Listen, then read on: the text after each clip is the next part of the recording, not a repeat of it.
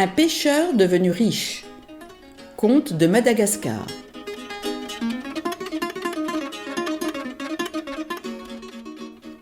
Il était une fois un pêcheur qui n'avait pas d'argent et qui devait aller pêcher tous les jours pour nourrir sa famille. Il ne possédait en tout et pour tout que sa ligne à pêche et sa pirogue. Dès le premier coassement de grenouille, il était déjà en pleine mer. Et il ne rentrait que tard dans la nuit.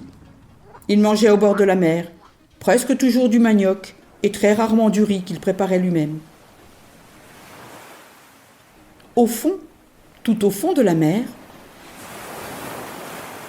vivait un peuple nombreux dont le roi était puissant. La fille du roi tomba malade et les devins, consultés, recommandèrent alors d'aller chercher des miettes de riz pour qu'elle guérisse. Les peuples du fond de la mer ne mangent pas de riz. C'est donc des recherches difficiles que les devins avaient imposées. Malgré tout, les esclaves se sont attachés à la mission. Ils sont remontés à la surface de l'eau et sur la berge, ils ont trouvé des morceaux de grains de riz que le pêcheur venait de jeter après son repas. Ils ont ramassé 2 grains et sont revenus au palais royal. Les devins ont opéré, ils ont fait ce qu'ils avaient à faire et 4 jours après, la petite reine était rétablie. Alors, dans le palais, c'est une joie incroyable. Tout le monde danse. La joie du roi se propage vite.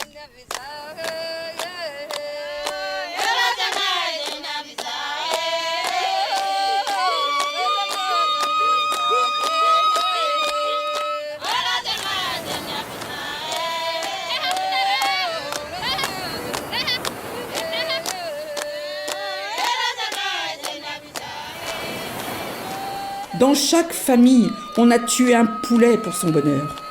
Et oui, la destinée des poulets, c'est de mourir dès l'instant que l'homme éprouve de la joie. Le roi a ordonné à un esclave d'aller rechercher le pêcheur sauveur pour recevoir sa récompense. Difficile, car le pêcheur est un homme de la terre, habitué aux misères, aux privations. Malgré tout, il fallait le rechercher et le ramener. Le roi tenait absolument à lui remettre le cadeau de sa propre main. L'esclave est donc parti.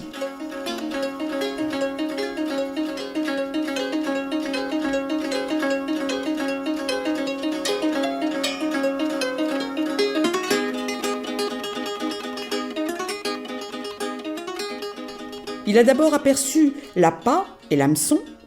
Il l'a pris et le pêcheur a tiré, croyant attraper un gros poisson. L'esclave n'a pas opposé de résistance. Et c'est comme ça qu'il est arrivé à la surface de l'eau.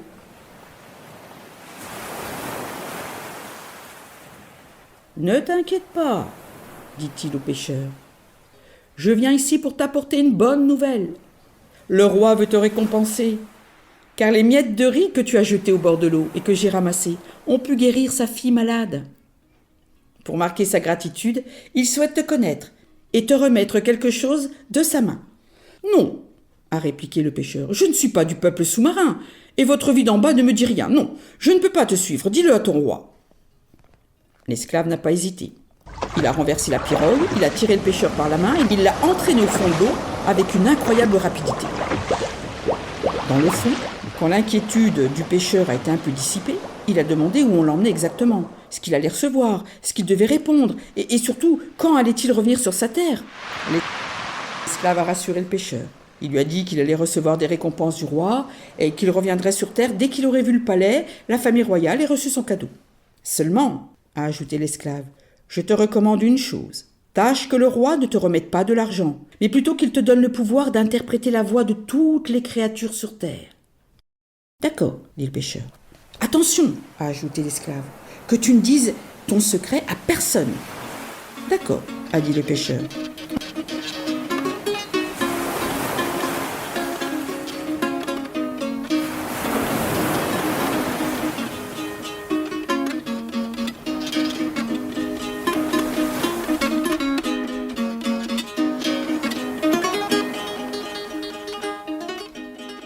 Enfin, ils sont arrivés.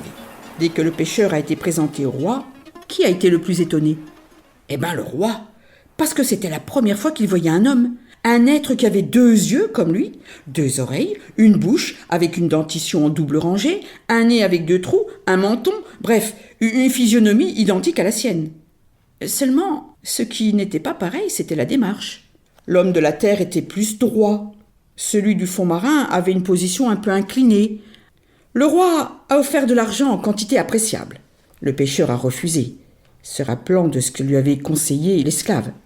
Alors le roi lui a demandé s'il était désireux d'aller vivre avec les êtres et les choses, pour en connaître tous les langages. Le pêcheur a trouvé l'offre acceptable. Il s'est déclaré satisfait de ce don, qu'il a qualifié de miraculeux. Puis il est reparti vers son village.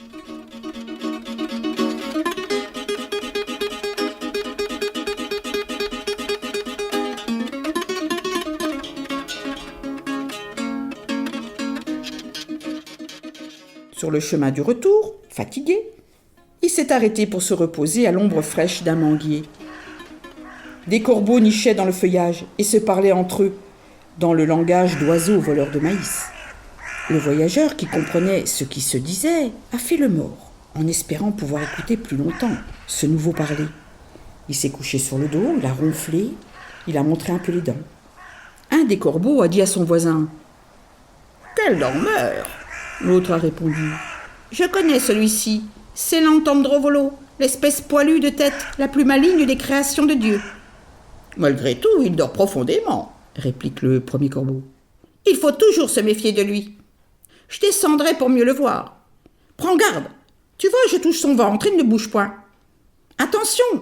recommande son ami corbeau. « C'est un Antandrovolo, l'espèce à tête poilue. Attends, je vais gratter son œil. » Et avant qu'il n'ait pu faire ça, l'homme le saisit brusquement. Pris par le faux dormeur, le corbeau dit à son voisin « C'est vraiment un malin, mais je sais aussi que ce petit animal aime drôlement l'argent. Je vais lui révéler l'argent qui est caché au pied du tamarinier au nord de son village. J'étudierai son langage et quand il m'aura compris, il me lâchera, car je lui aurai procuré une fortune immense. » Sur ce, l'homme sourit et le lâche. Le corbeau se sauve à tire-d'aile et dit dans son langage « Il ne me surprendra plus, ce nigaud. » L'homme monte au village, ne dit rien à sa femme.